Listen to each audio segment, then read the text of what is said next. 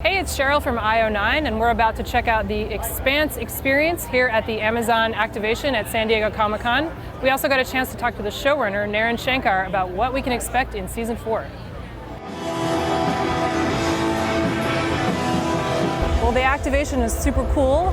You get on the Rocinante and then you travel to the new planet that we're going to be seeing next season. You see in the activation, kind of depending on which group you go in, the conflicts that are going to rise between the Belter colonists and sort of the big money from Earth that's going to come in. So hopefully we'll be seeing a lot more of that in Season 4. And this is the showrunner of The Expanse, Naren Shankar. Hello. This year we have this huge activation and there's going to be a big panel and some big news on Saturday, we hope.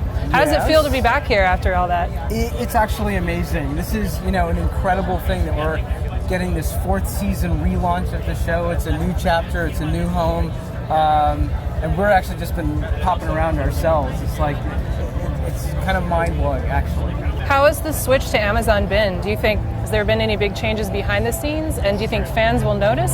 Behind the scenes, in terms of like the cast and crew and production, that's really stayed the same. We were really lucky. Everybody in Toronto, we pretty much kept our entire group from the previous 3 seasons. I mean, now, Amazon as a platform, it's fantastic for a show like this. We don't have to worry about language restrictions or runtime or content in the way that we had to. It was always a struggle on basic cable, and that's been awesome. I mean, we even shot the Ilus portion of the storyline this season in a really widescreen format, 2:3:9:1, so with anamorphic lenses. It's an amazing look, and we would not have ever been able to do that on. And for people who aren't familiar with the books, Ilus is the new planet that we're going to be seeing this season. It's kind of it's almost like a frontier story, like a space western almost feel, which we haven't really seen The Expanse do before. How are you guys going to put your own spin on that story? I mean, that's a familiar sci-fi story, but I feel like Expanse is going to be new and different with that. Well, Ty, Frank, and Daniel Abraham, who are collectively James S.A. Corey, that really was what they were trying to do with Book 4 of the series. And it was thematically a Western, it was a frontier world, and this is the first time human beings are going to go through one of the rings to one of these inhabitable planets on the other side. And the spin on it, well, it's in our universe. These are technological elements that have been built by, the ring gates have been built by the protomolecule builders. So the protomolecule is part of the storyline. Miller is part of the storyline. It's really, I think people are going to really, really like what they see. That's so cool. Now, so Miller's going to be back? Well, that was the promise at the end of season 3. I believe the last line that he says is, I'm going to need a ride. And so Miller gets his ride.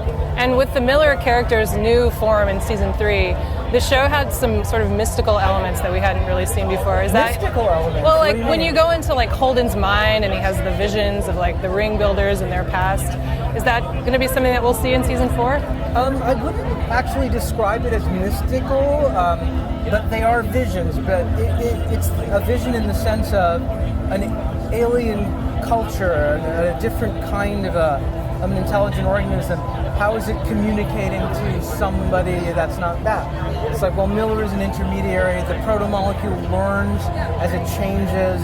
And so when Holden gets that moment inside the ring station in season 3 and all that information comes into his mind, he absorbs it as best as a human being can.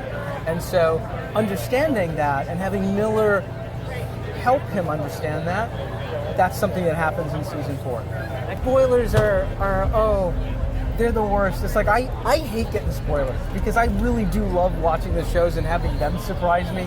So we bend over backwards to try to like not do that ourselves and just not letting our enthusiasm of the season and knowing the surprises that are in store.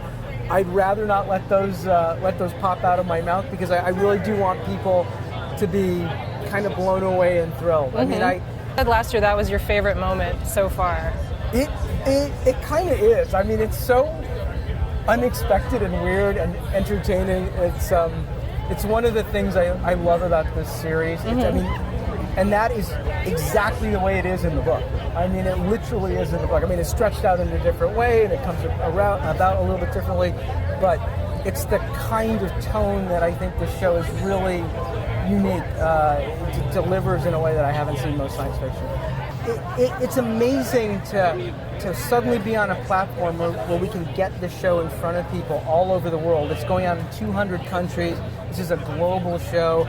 Our cast just did a tour in Europe, and all of them were like, oh my God, everybody gets this show. Everybody sees what we're trying to say in it.